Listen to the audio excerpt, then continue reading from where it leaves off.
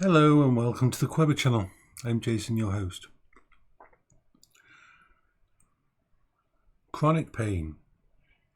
Never had to deal with chronic pain. This isn't like having a normal headache. This isn't like having an issue with if you do too much work, hurting your back, all those kind of things.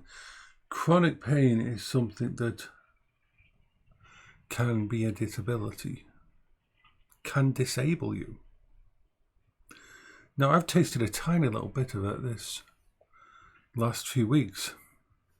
I mean, my mum passed away on the 14th, and something that I did during those weeks beforehand caused me to be in a situation where my left leg is in pain most of the time. It's not a muscle pain. So it isn't based on anything like that. It's a deeper pain that sort of doesn't matter whether I'm sitting down, standing up, walking, not walking, going downstairs. It can hit at any time, and it sticks around.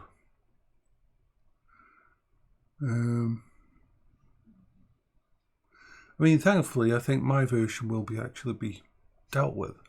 But there's a lot of people who deal with this kind of stuff. And when I'm talking chronic pain, you think you know pain. You probably don't.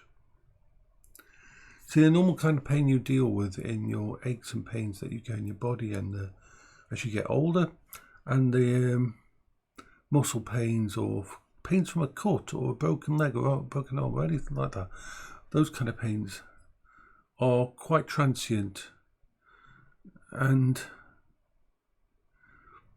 painkillers can deal with it. But if the reason you're getting pain is because a bundle of your nerves is getting squeezed for some reason, either by your spine or by something else that's caused it, that kind of pain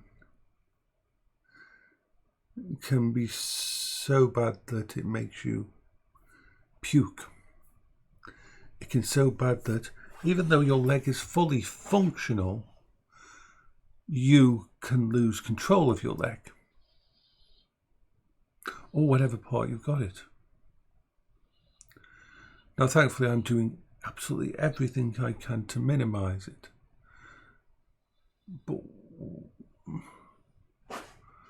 what if I wasn't someone who could stay at home?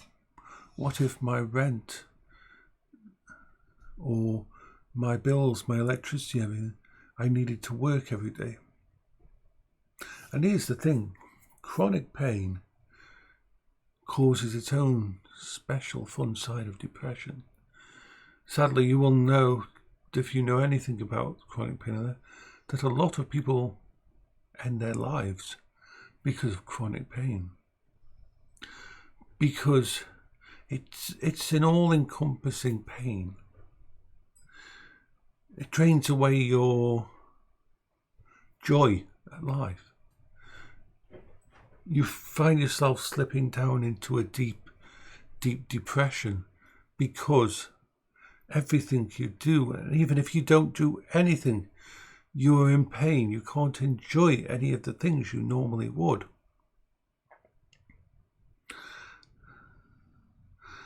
Now, I'm lucky. I say that often because I have a very, very high pain threshold. Very high.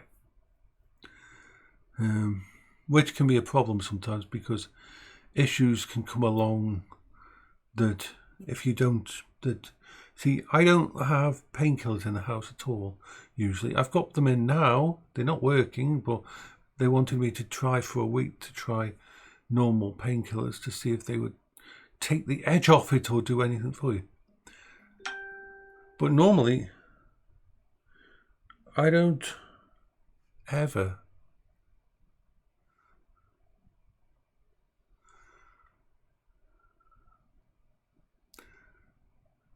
do anything like that. I just don't keep painkillers. The last pain, when the doctor said I needed some paracetamol, I looked in my cupboard and there was one box back from when Paola was alive, because she had to use painkillers a lot, and it was expired in 2018.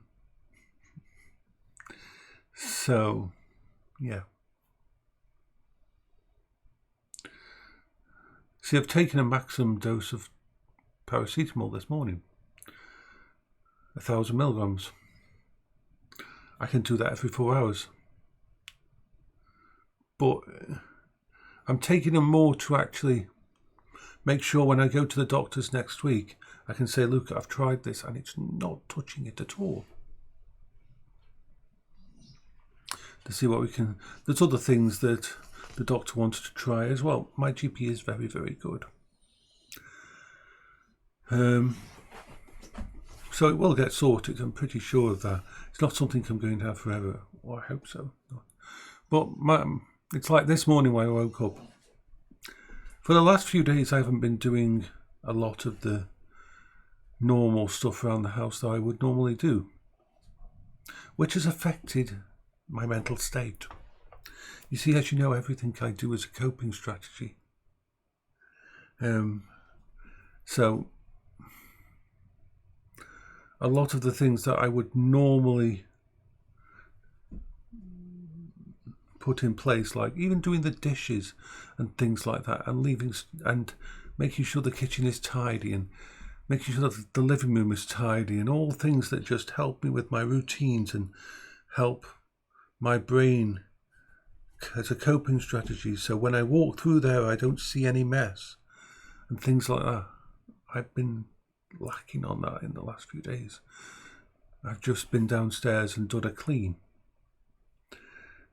Didn't want to, didn't have the energy to it, but it wasn't really because I didn't have the energy. It was this pain causing a depression of sorts that made me want to just say, fuck it, I'm just going to go sit down somewhere, because I just can't cope.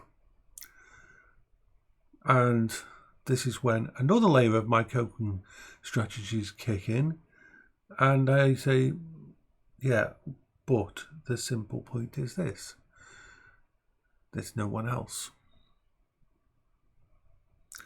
If I don't keep the house clean, no one will. If I don't put away the stuff, no one else will. And when it comes to making food next time, and when it comes to needing my screwdriver next time, I won't be able to find it because I won't remember where it is. So I have to do all these things. And so I forced myself this morning to go through and do everything. And now I'm sitting upstairs in agony. But I've come to a realization that the pain doesn't rule me, and that I've seen enough and done enough and dealt with enough that I can still do my things that I enjoy, like playing games on my computer system and that. The only reason I haven't gone out on a ride on the Quingo is because at the moment it is raining outside and I want to take off the canopy off the back because it's not very safe to have that canopy on. And one of my indicators is sort of like, there's an indicator on either side of the tiller, the part you turn around, the tiller at the front of it. And it's got a little, underneath it's got two little bits of rubber tubing, and those rubber tubing flexibly hold in place two big indicators. Now the right one's okay still, but on both of them the tubing has rotted and split. It goes over a little lug nut, a thing, sort of, the lug nut goes inside and it closes like that, and this little bit of tubing holds it in place. So it's flexible, because you want it flexible, because if something brushes against you and that when you're going or anything, you don't want it to be on something rigid where it will snap. So it's on these wonderful little tubes. Unfortunately, we didn't notice when they came out to the service that the actual tube are actually rotten at the bottom and must have turned the tiller too hard or something, and it just came out of its mount and it won't go back in. So when they come out and fit the canopy, they're going to fit a new tube on both sides. So I was going to try fix it myself, but it's something that should have been picked up on the thingy, and therefore they're going to fix it for free. So I am just trying to sit in a specific position with my back up against the proper position in that. I don't sit in the kitchen. That chair in the kitchen causes so much issues for me. And so I want to do a clean out of the house. I want to do a clean out of all the boxes and that I've got at the moment. A clean out. But I've got to sort out my back or whatever's causing the issue first, because I'm in no state to be going up the attic. So yeah, I'm okay. I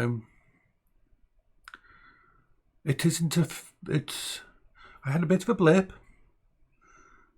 but I'm still here. I'm still sorting things out, and I'm still on an upward path. And I'm not saying that if I thought I was going on a downward path, I'd let you know.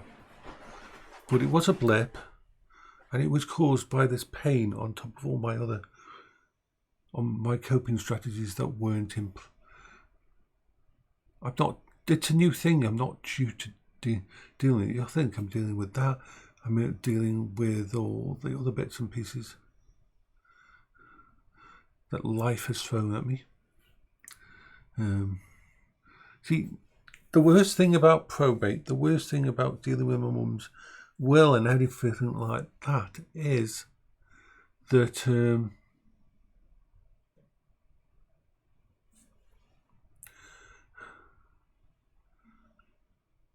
it drags it on. It's all going to be solved in October. Got literally 14 or so months to wait before before the first part will be done. And that isn't a fun thing. That is not a fun thing. To know that this is going to be in the back of my mind for that long. I don't even feel right, actually. I'm not going to... The thankfully is we'll have the ashes will be returned to me, but I'm not going to have the little sort of a wake at the house and that until the probate's done, because my brain needs 100% to know that this is where I'm going to be living, that this is going to be my house, that there's not going to be some bloody hiccup coming up, which means that this house doesn't end up being mine. I know that's really an impossibility for that to happen, but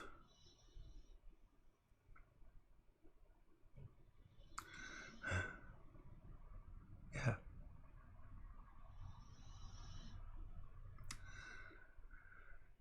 I'm in a holding pattern, so I've got a lot of things going on in my head, as well as another.